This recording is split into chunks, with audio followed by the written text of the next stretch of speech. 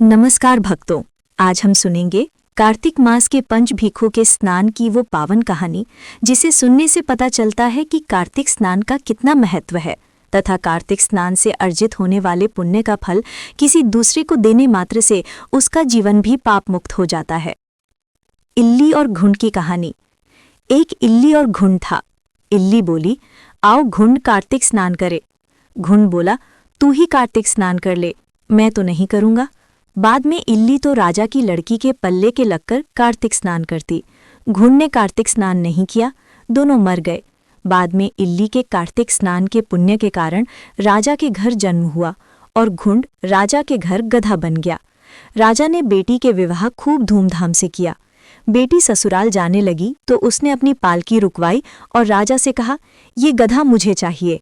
तब राजा ने कहा, ये मत ले बेटी, चाहे और धन दौलत ले जा। पर लड़की नहीं मानी, मुझे तो यही चाहिए। गधे को रथ के साथ बांध दिया तो गधा दौड़ने लगा।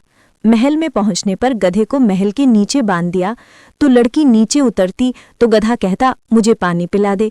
तब लड़की ने कहा, मैंने पहले ही कहा था कार्तिक स्नान कर ले, पर तूने कहा था मैं तो बाजरा खाऊंगा और ठंडा ठंडा पानी पीऊंगा। उनको बातें करते राजा ने सुन लिया। जब राजा ने कहा कि आप मुझे सारी बात बताओ, तब रानी ने राजा को सारी बात बताई कि मैं पिछले जन्म में इल्ली थी और ये घुंड था। तब मैंने कहा, तू भी कार्तिक नहा ले, पर वो नहीं नहाया। मैं कार्तिक स्नान के पुण्य से राजा के घर लड़की हुई और आपके घर में राजपाट कर रही हूँ। तब राजा ने कहा कि कार्तिक स्नान का इतना पुण्य है तो हम दोनों जोड़े से नहाएंगे।